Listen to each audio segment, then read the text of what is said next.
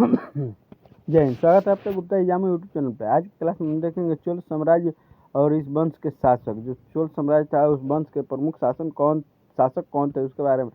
चोल वंश का इतिहास प्राचीन है।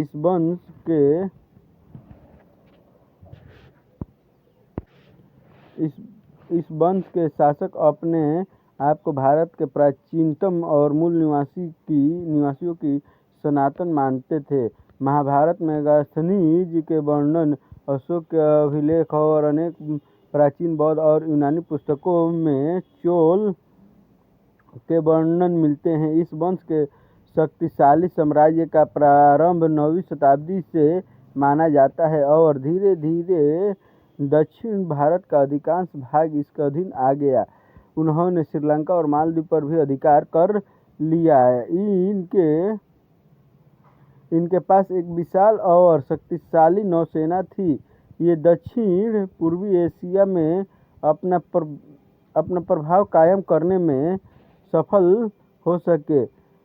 चोल साम्राज्य निसंदेह दक्षिण भारत का सर्वाधिक शक्तिशाली साम्राज्य था। इस साम्राज्य के प्रथम द्वितीय शताब्दी में 8 से 8वीं शताब्दी चरण के जिन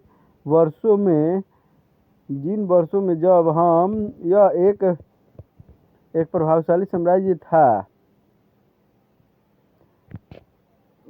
के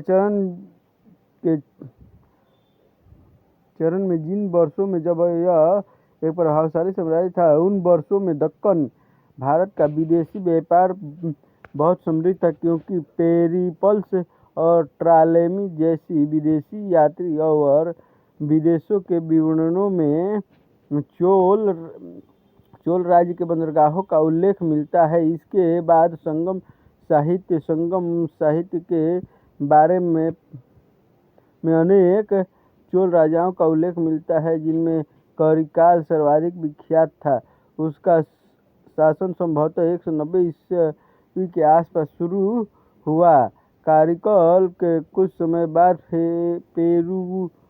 पेरुनरकिल्ली नामक प्रसिद्ध राजा हुआ, जिसने अपनी विजयों के उपलक्ष्य में राजसूत्र यज्ञ भी किया था। उसके बाद संभवतः प्राचीन चोल राज्य की शक्ति शिथिल पड़ गई थी। उसके राज्य के अधिकांश भाग को संभवतः पल्लवों ने जीता। 7वीं शताब्दी में आया चीनी यात्री हेनसांग देश का भ्रमण करते हुए चोल राज्य में भी गया। वह लिखता है, चोल राज्य 2400 या 2500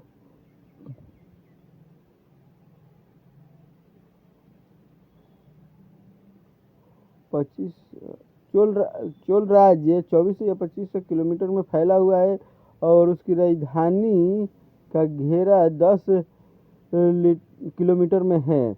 देश उजाड़ है और ज़्यादातर भाग में दलदल और वन है। जनसंख्या बहुत कम है और दलकू लूटमार बहुत करते हैं। क्योंकि हेनसांग ने अपने विवरण में किसी भी चोल राज्य के नाम का उल्लेख नहीं किया है, इसलिए अधिकांश इतिहासकार यह निष्कर्ष निकालते हैं कि उस समय चोल राज्य महत्वपूर्ण नहीं था और संभवतः वह राज्य पल्लवों के अधीन था। पल्लवों की शक्ति नष्ट होने पर चोल राज्य ने पुनः प्रगति की।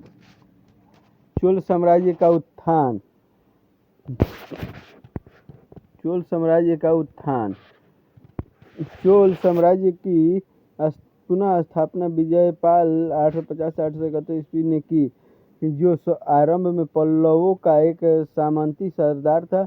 उसने 850 ईस्वी में तंजावुर को अपने अधिकार में कर लिया और पांड्य राज्य पर आक्रमण कर दिया। विजयपाल की मृत्यु 871 ईस्वी में हो गई। उसके बाद उसका पुत्र आदित्य प्रथम 871 से 907 ईस्वी राजा बना। उसने अपने वंश की शक्ति और सम्मान को बढ़ाया।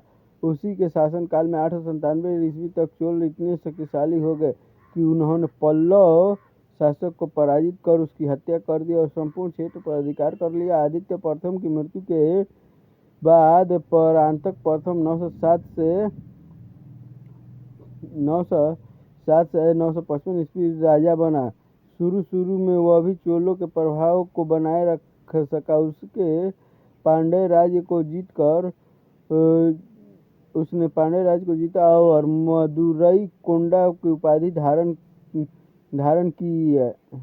की जिसका अर्थ है मदुरई का विजेता। लेकिन उसे राष्ट्रकूटों से जब लोहा लेना पड़ा तो चोल साम्राज्य को भी हानि हुई।